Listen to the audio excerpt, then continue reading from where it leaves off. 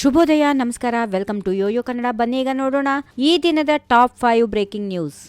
ದೇವನಹಳ್ಳಿ ತಾಲೂಕಿನ ಬೈರೇದೇವನಹಳ್ಳಿಯಲ್ಲಿ ನಡೆದ ಸರ್ಕಾರದ 2 ವರ್ಷದ ಸಾಧನೆ ಸಮಾರಂಭದಲ್ಲಿ ಸಿಎಂ ಸಿದ್ದರಾಮಯ್ಯ ವಿಪಕ್ಷಗಳ ಆರೋಪಕ್ಕೆ ತಿರುಗೇಟು ನೀಡಿದರು. ನಾನು ಕೊಟ್ಟಂತೆ 5 ಗ್ಯಾರಂಟಿಗಳನ್ನು ಈಡೇರಿಸಿದ್ದೇವೆ. 2 ವರ್ಷದಲ್ಲಿ 80,000 ಕೋಟಿ ರೂಪಾಯಿ ಖರ್ಚು ಮಾಡಿದ್ದೇವೆ. ಬಜೆಟ್ನಲ್ಲಿ ಈ ವರ್ಷವೂ 50,000 ಕೋಟಿಗೂ ಹೆಚ್ಚು ಹಣ ಹೊಂದಿದ್ದೇವೆ, ಹೀಗೆಂದು ಅವರು ಸ್ಪಷ್ಟಪಡಿಸಿದರು. ಖಜಾನೆ ಖಾಲಿ, ಪಾಪರ್ ಸರ್ಕಾರ ಎಂಬ ಬಿಜೆಪಿಯ ಟೀಕೆಗಳನ್ನು ತಳ್ಳಿಹಾಕಿ, ನಾವು ಪಾಪರ್ ಆಗಿದ್ರೆ 1,000 ಕೋಟಿ ರೂಪಾಯಿಗಳು ಅಧಿಕ ಕಾಮಗಾರಿಗಳಿಗೆ ಚಾಲನೆ ಹೇಗೆ ಸಾಧ್ಯವಾಗುತ್ತಿತ್ತು ಎಂದು ಪ್ರಶ್ನಿಸಿದರು. ಕೇಂದ್ರ ಸರ್ಕಾರದ ಬೆಲೆ ಏರಿಕೆ ವಿರುದ್ಧವೂ ಅವರು ತೀಕ್ಷ್ಣ ವಾಗ್ದಾಳಿ ನಡೆಸಿದರು.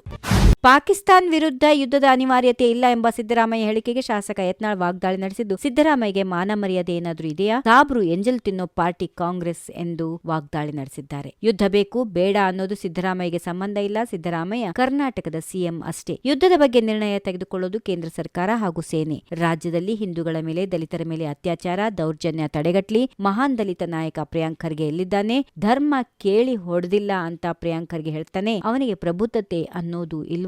ಬರೀ ಮುಸ್ಲಿಮರ ಹಿಂದೆ ಹೋಗ್ತಿದ್ದಾರೆ. ನಾವು ಹಿಂದೂಗಳು, ಸನಾತನಿಗಳು ಒಂದಾಗಬೇಕು ಎಂದು ಹೇಳಿದರು. ಪಾಕಿಸ್ತಾನ ಜೊತೆ ಯುದ್ಧ ಬೇಡ ಎನ್ನುವ ಮುಖ್ಯಮಂತ್ರಿ ಸಿದ್ದರಾಮಯ್ಯ ಪಾಕಿಸ್ತಾನಕ್ಕೆ ಹೋದ್ರೆ ಉತ್ತಮ ಎಂದು ಸಂಸದ್ ಜಗದೀಶ್ ಶೆಟ್ಟರ್ ಹೇಳಿದರು. ಯುದ್ಧ ಮಾಡೋದು ಅಥವಾ ಬಿಡೋದು ಕೇಂದ್ರಕ್ಕೆ ಬಿಟ್ಟಿದ್ದು, ಆದರೆ ಮುಖ್ಯಮಂತ್ರಿಗಳ ಹೇಳಿಕೆ ದೇಶಕ್ಕೆ ಅಪಮಾನ ತರುವಂತಹದ್ದಾಗಿದೆ. ಯುದ್ಧದ ಅವಶ್ಯಕತೆ ಇಲ್ಲ ಎನ್ನುವ ಸಿಎಂ ಸಿದ್ದರಾಮಯ್ಯ ಜವಾಬ್ದಾರಿಯುತ ಸ್ಥಾನದಲ್ಲಿದ್ದಾರೆ ಎನ್ನುವುದನ್ನ ನೆನಪು ಮಾಡಿಕೊಳ್ಳಬೇಕೆಂದು ಹೇಳಿದರು. ನಮ್ಮ ಸರ್ಕಾರ ಕೊಟ್ಟ ಮಾತಿನಂತೆ ಗ್ಯಾರಂಟಿ ಯೋಜನೆಗಳನ್ನು ಜಾರಿ ಮಾಡುವುದರ ಜೊತೆಗೆ ಅಭಿವೃದ್ಧಿ ಕೆಲಸಗಳನ್ನು ಮಾಡುವ ಮೂಲಕ ರಾಜ್ಯದ ಜನರ ಋಣ ತೀರಿಸುವ ಕೆಲಸ ಮಾಡುತ್ತಿದೆ ಎಂದು ಡಿಸಿಎಂ ಡಿಕೆ ಶಿವಕುಮಾರ್ ತಿಳಿಸಿದ್ದಾರೆ. ಬಿಜೆಪಿ ಸರ್ಕಾರದ ಅವಧಿಯಲ್ಲಿ ಬೆಲೆ ಏರಿಕೆ ಗಗನಕ್ಕೇರಿ, ಆದಾಯ ಪಾತಾಳಕ್ಕೆ ಕುಸಿದು ಜನರು ಸಂಕಷ್ಟದಲ್ಲಿ ಸಿಲುಕಿದ್ದರು. ಅವರು ಬದುಕು ರಕ್ಷಣೆಗೆ ಗ್ಯಾರಂಟಿ ಯೋಜನೆ ಜಾರಿ ಮಾಡಿದ್ದೇವೆ. ಸರ್ಕಾರ ಅಧಿಕಾರಕ್ಕೆ ಬಂದ ಮೇಲೆ ಮೊದಲ ದಿನವೇ ಈ ಯೋಜನೆ ಜಾರಿಗೆ ಅನುಮೋದನೆ ನೀಡಲಾಯಿತು ಎಂದು ಹೇಳಿದರು.